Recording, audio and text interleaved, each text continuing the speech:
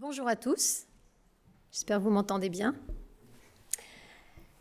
Tout d'abord, un grand merci à l'équipe VetInTech pour cette invitation renouvelée aux Journées Numanima 2025, un congrès plus que jamais original et fort d'actualité, comme on vient de le voir. Et c'est donc avec un très grand plaisir que j'aborderai donc cet exposé consacré au monitoring cardio-respiratoire continu d'une large population canine par outil de santé biométrique, représentant, nous en sommes convaincus, les fondements d'une nouvelle médecine prédictive. Alors, quelques mots d'introduction pour rappeler, bien que vous le sachiez déjà, que la e-santé englobe un vaste ensemble de domaines, dont celui qui nous intéresse aujourd'hui, celui de la M-santé, encore appelée santé mobile, désignant les pratiques médicales et de santé publique utilisant les appareils mobiles. Cette M-santé ou santé mobile, vous le savez, chez l'homme est en développement croissant, on peut dire exponentiel, reposant sur l'usage grandissant des smartphones au quotidien, puisqu'on estime à l'heure actuelle, ce sont les chiffres de l'an dernier, à 4,9 milliards le nombre de propriétaires de smartphones, soit environ 60% de la population mondiale. Et dans cette e-santé, voire encore plus cette M-santé, la cardiologie est de façon incontestée une des grandes stars. Tant et si bien qu'un journal international scientifique lui est maintenant spécifiquement dédié. C'est un journal de cardiologie digitale qui a vu le jour il y a 5 ans. Ce véritable engouement est lié notamment, entre autres, au fait que les cardiopathies sont malheureusement fréquentes chez l'homme, mais aussi par les particularités du système cardiovasculaire. En effet, le système cardiovasculaire a la bonne idée de pouvoir être évalué de façon non invasive par des données enregistrables en surface. C'est par exemple la fréquence cardiaque et respiratoire qui sera l'objet de cet exposé, mais aussi l'activité électrique cardiaque ou encore la pression artérielle systémique. D'où le développement, on va dire, florissant d'appareils de mesure connectés et de dispositifs portatifs dotés de capteurs biométriques intégrés permettant le suivi régulier, voire continu, de ces paramètres de surface. Alors, sans rentrer dans le détail, parmi ces dispositifs portatifs, il y a les célèbres à présent montres connectées, plusieurs étant même maintenant approuvées par la FDA pour la détection de la fibrillation atriale, qui, vous le savez, chez l'homme est une arythmie fréquente, multipliant jusqu'à 2 ou 3 fois le risque d'AVC. On peut donc dire que ces montres sont véritablement d'utilité publique. Alors, dans tout ça, qu'en est-il en cardiologie vétérinaire et notamment chez le chien ? Eh bien, chez le chien, les cardiopathies sont fréquentes, d'où l'intérêt des cardiologues vétérinaires. Elles sont fréquentes puisqu'on estime qu'un chien sur 10, en consultation tout venant, est atteint de cardiopathie. Les 2 plus fréquentes étant la maladie valvulaire dégénérative mitrale d'une part et d'autre part la myocardiopathie dilatée. Et ces maladies, ces 2-là, mais bien d'autres encore, sont caractérisées par le fait qu'au cours de leur évolution, elles sont amenées à des complications et notamment des anomalies et de la fréquence cardiaque et de la fréquence respiratoire. D'où l'intérêt potentiel de dispositifs connectés permettant d'enregistrer de façon automatisée au quotidien ces 2 paramètres. Il y a néanmoins une limite. La limite actuelle, c'est le manque cruel de données disponibles, y compris tout simplement chez le chien indemne de cardiopathie. Or, ces données chez le chien indemne de cardiopathie sont non seulement importantes, elles sont fondamentales afin de disposer de valeurs comparatives de référence. Alors, on peut excuser cette limite actuelle parce que ce type de dispositif est extrêmement récent. Néanmoins, nous avons eu l'idée de combler cette limite et de ainsi réaliser une étude prospective à grande échelle présentée ici en avant-première à Numanima, une étude dédiée à la surveillance biométrique cardio-respiratoire chez le chien en apparente bonne santé. Alors, nous envisagerons cet exposé selon le plan suivant, quelques brefs rappels cliniques pratiques pour vous illustrer l'intérêt de ce suivi des fréquences cardiaques et respiratoires en prenant l'exemple de la maladie valvulaire dégénérative mitrale du chien, qui est donc la cardiopathie canine la plus fréquente. Nous insisterons plus volontiers sur notre étude populationnelle de suivi biométrique des fréquences chez le chien et nous finirons par quelques mots sur les applications potentielles futures de ces données. Alors, quelques rappels tout d'abord concernant cette maladie qui est un peu le pain quotidien du cardiologue vétérinaire puisqu'elle représente 75% des motifs de consultation en cardiologie canine. C'est donc, comme son nom l'indique, une affection dégénérative, chronique de l'appareil valvulaire mitral qui affecte essentiellement des chiens de petit et moyen format mais pas que, et qui a pour conséquence une insuffisance de fermeture de la porte, c'est-à-dire de la valve mitrale, une insuffisance plus ou moins marquée au moment où elle devrait être fermée, c'est-à-dire la systole. Cette maladie, pour information, a été démontrée comme héréditaire, ce qui pose un souci, dans certaines races avec un mode de transmission complexe, notamment chez le cavalier King Charles et le teckel. Alors, au fur et à mesure du temps, les lésions mitrales s'aggravent, la régurgitation aussi, et de ce fait apparaît un remodelage cardiaque qui va lui aussi s'aggraver au cours du temps. Dans un premier temps, une dilatation de la cavité qui reçoit cette fuite, donc une dilatation atriale gauche, qui va augmenter au fur et à mesure que les lésions progressent. Et ensuite, le remodelage est caractérisé par une dilatation ventriculaire, d'abord diastolique puis systolique. Et la complication tant redoutée, c'est l'œdème pulmonaire qui définit donc l'insuffisance cardiaque congestive gauche et qui peut apparaître dès qu'il y a une surpression atriale gauche, donc dès qu'il y a dilatation atriale gauche. Au fur et à mesure de cette évolution lésionnelle et cavitaire, eh bien, l'état clinique de l'animal va se dégrader, tant et si bien que la maladie peut aboutir au décès du patient. Quel est donc, dans ce contexte, l'intérêt pratique du suivi des fréquences cardiaques et respiratoires ? Eh bien, pour la fréquence respiratoire, c'est très clair. On sait que l'œdème pulmonaire, qui caractérise donc les stades décompensés de la cardiopathie, est caractérisé par un signe clinique princeps qui est la dyspnée restrictive, ça n'est pas la toux, c'est la dyspnée restrictive, dont la marque de fabrique, c'est la tachypnée, c'est-à-dire l'augmentation de la fréquence respiratoire. Il y a près d'une quinzaine d'années maintenant, il a été démontré que dans cette maladie-là, le meilleur facteur prédictif de résolution ou de l'apparition d'un œdème pulmonaire, avant tout paramètre d'imagerie compliqué, c'était tout simplement le calcul de la fréquence respiratoire et en particulier à la maison, même pas en milieu clinique où là on peut avoir un biais ou une sorte de pollution par l'effet stress qui fait augmenter aussi la fréquence respiratoire. D'où l'importance de la surveillance de la fréquence respiratoire par les propriétaires à la maison. Et c'est d'ailleurs une recommandation claire du consensus ACVIM sur le sujet, c'est-à-dire du consensus du Collège américain de médecine interne vétérinaire sur la maladie mitrale.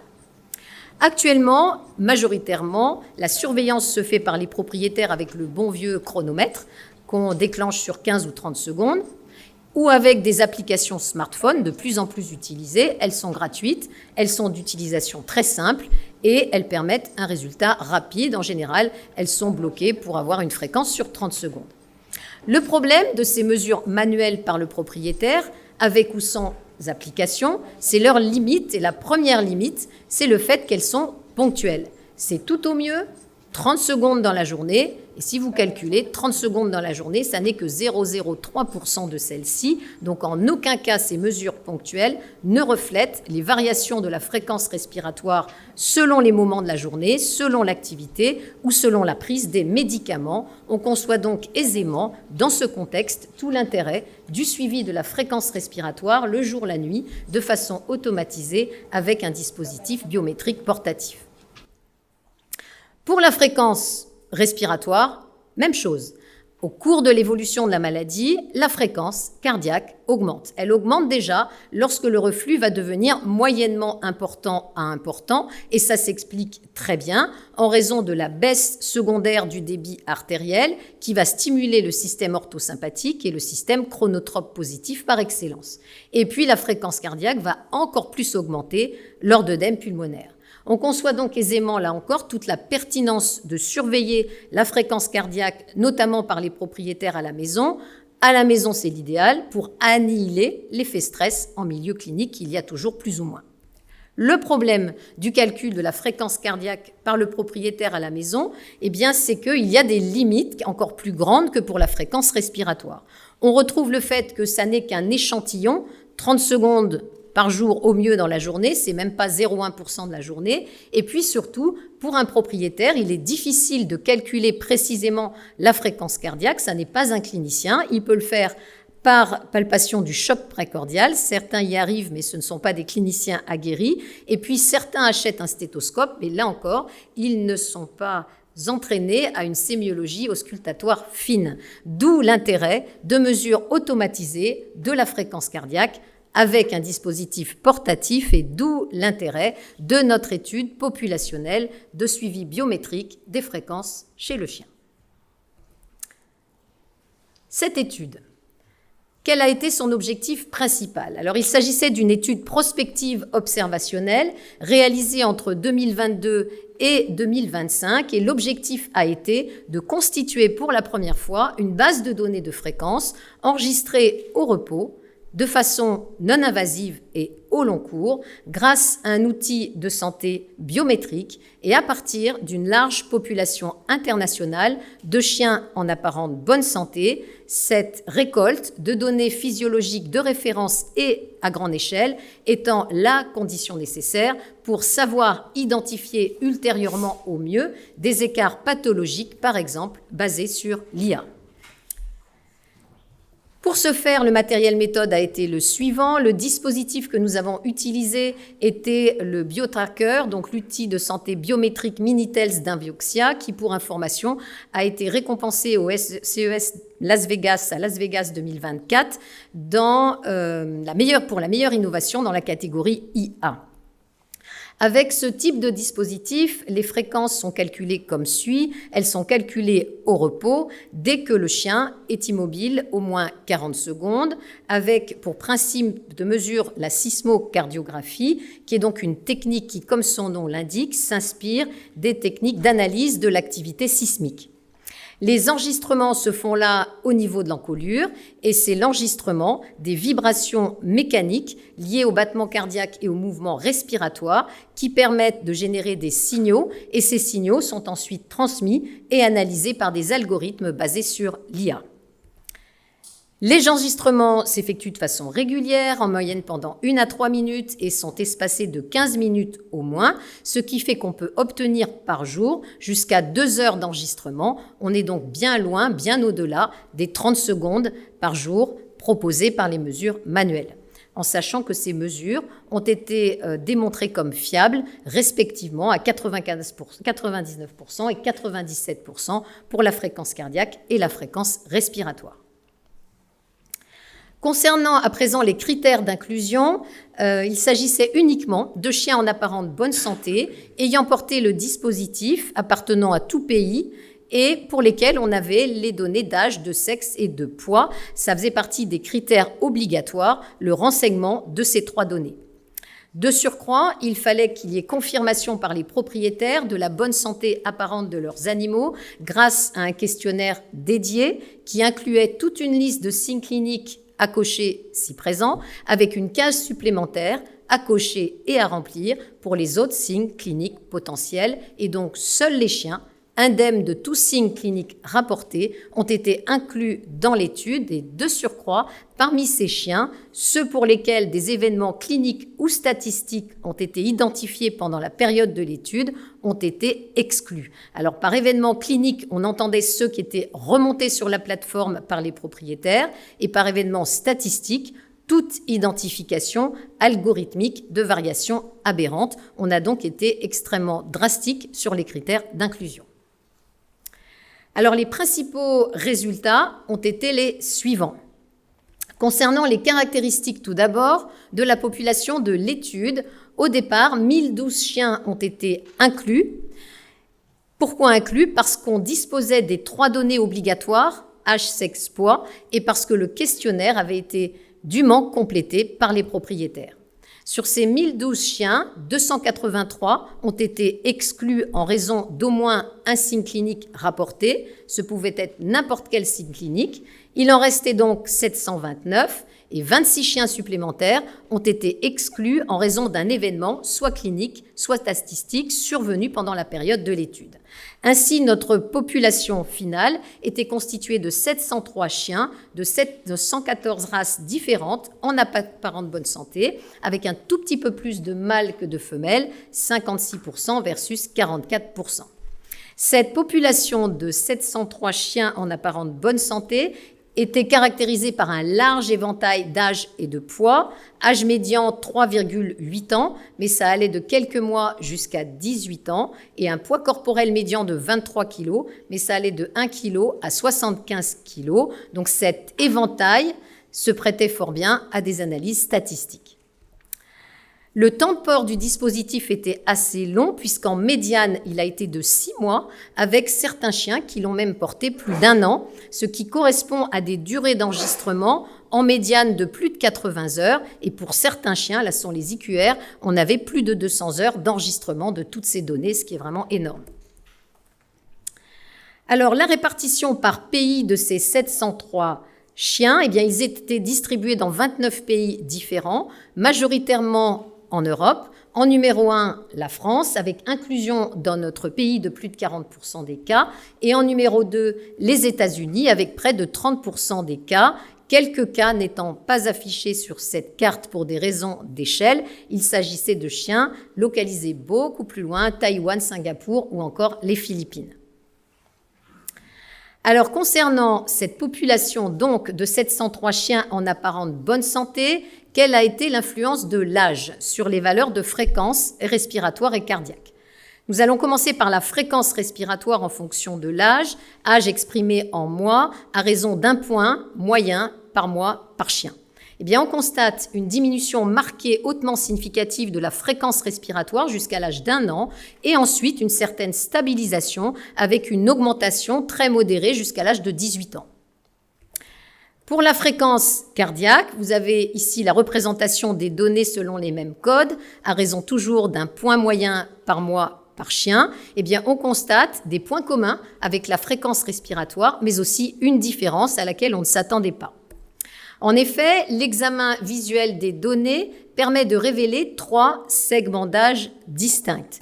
Le premier, c'est le même que pour la fréquence respiratoire, à savoir jusqu'à l'âge d'1 an, une diminution marquée hautement significative de la fréquence cardiaque, donc jusqu'à l'âge d'1 an. Ensuite, une certaine stabilisation jusqu'à 10 ans. Et enfin, une augmentation modérée au-delà de 10 ans à laquelle on ne s'attendait pas. Ces données nous démontrent donc que l'âge est un facteur déterminant majeur des fréquences en début de vie jusqu'à l'âge d'1 an, mais aussi chez le chien senior pour la fréquence cardiaque.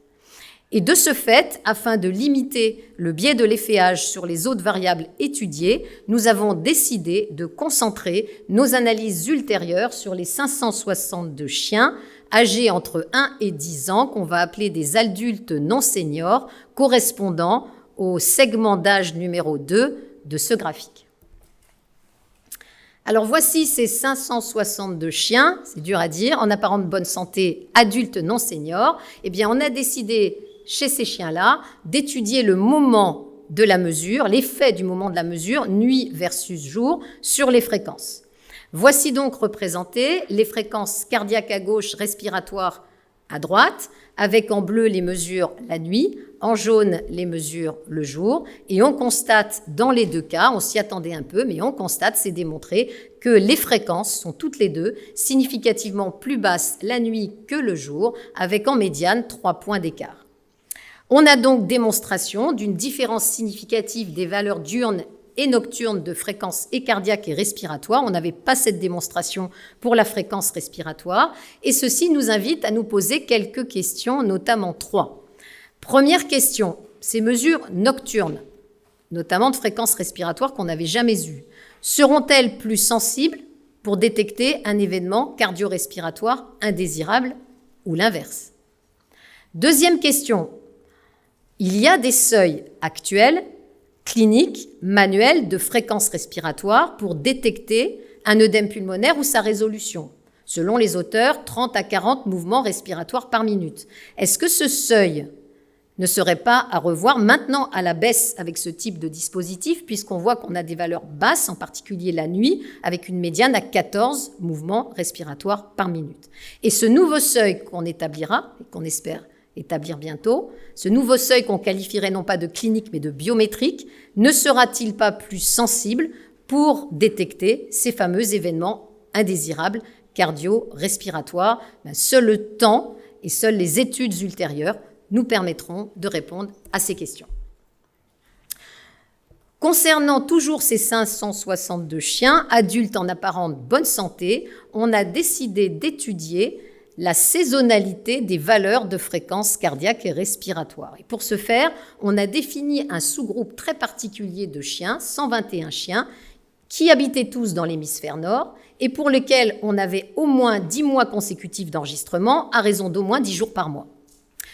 Voici les résultats des valeurs de fréquence selon les mois de l'année, avec la fréquence cardiaque en haut de l'écran, la fréquence respiratoire en bas de l'écran, et pour chacune d'entre elles, les valeurs du jour, les valeurs de la nuit et la moyenne entre les deux. Ces résultats démontrent une modulation significative saisonnière des fréquences pour la première fois, avec une fréquence respiratoire plus élevée en été, avec un pic significatif au mois d'août, ce qui est tout à fait compatible avec la polypnée thermique qui, chez le chien, on le sait, joue un rôle majeur dans la thermorégulation. Pour la fréquence cardiaque, on a un résultat qui était beaucoup moins intuitif, en tout cas peu attendu, mais qui est là, à savoir une fréquence cardiaque qui est plus basse en été, avec un nadir encore significatif au mois d'août. Mais finalement, après réflexion, ce résultat peut être cohérent en émettant plusieurs hypothèses, comme par exemple le fait que l'été, on a une réduction des besoins métaboliques de base.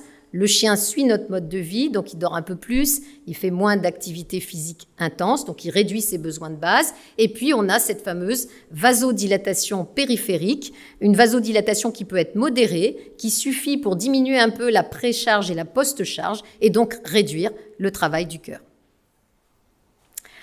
Quels ont enfin été les autres résultats? Ils sont extrêmement nombreux en raison du temps qui nous est imparti. On ne peut pas les développer tous, mais on peut citer l'exemple du poids corporel. Par exemple, nous avons pu trouver une corrélation négative entre le poids et la fréquence respiratoire, une corrélation qui était plutôt attendue, à savoir que plus le poids de l'animal est élevé, plus la fréquence respiratoire est basse. Cependant, cette corrélation était faible, voire très faible, suggérant finalement, contrairement à ce qu'on pensait, un impact limité du poids sur la fréquence respiratoire de l'adulte.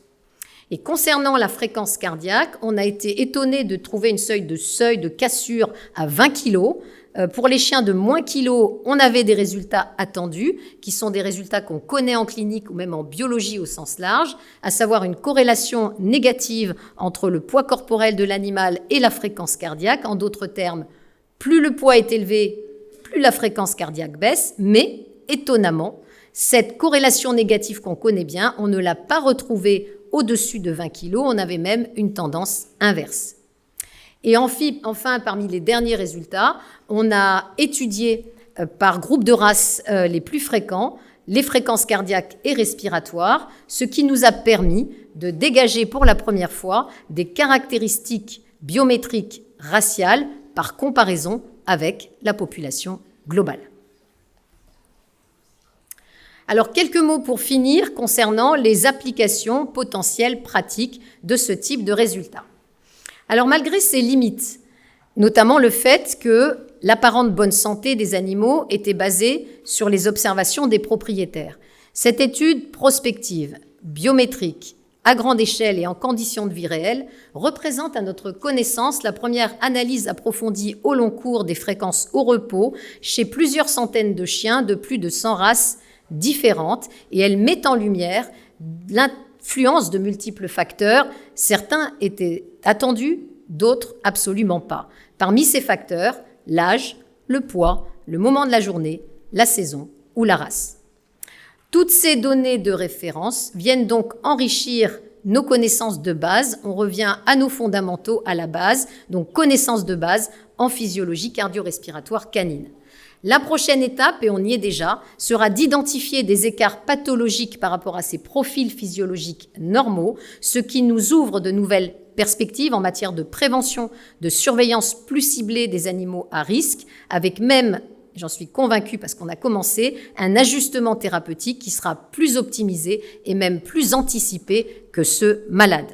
Alors, a-t-on, pour conclure, déjà des preuves de l'existence de cette nouvelle médecine prédictive optimisée? La réponse est oui. On a des preuves maintenant à l'échelon populationnel et même à l'échelon individuel. À l'échelon populationnel déjà, parce que nous nous sommes intéressés à comparer notre population de chiens adultes en apparente bonne santé, donc les 562 adultes non seniors, au sous-groupe de chiens adultes atteints de cardiopathies diverses selon le questionnaire et qu'on avait exclu bien sûr pour constituer notre population de chiens en apparence sains ou en apparence en bonne santé. Et on constate des profils de fréquence extrêmement différents entre les deux populations. C'est extrêmement significatif, ce qui laisse présager un bon avenir et en particulier la possibilité de pouvoir distinguer ces animaux, ne serait-ce que par des algorithmes spécifiquement dédiés.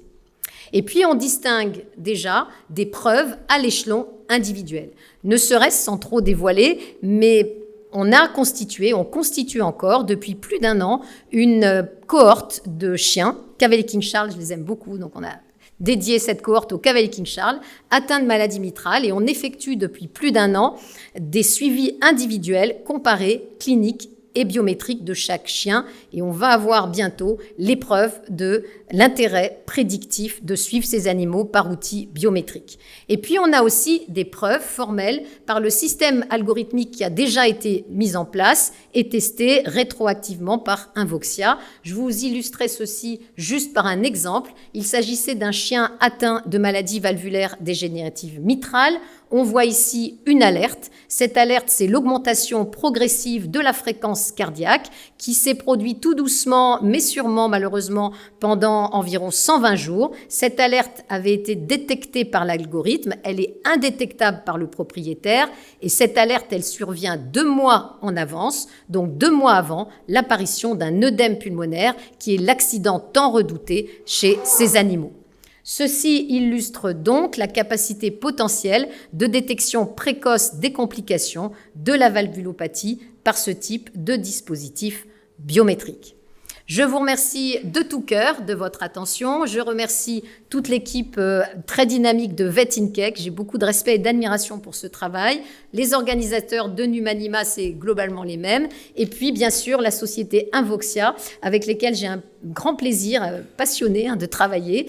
Ça fait maintenant plus de 2 ans, des mois de statistiques là. On a travaillé jusqu'à ce week-end ardemment. Éric Imbert en particulier, mais aussi Louis Dougou et Clément Moreau. Merci beaucoup.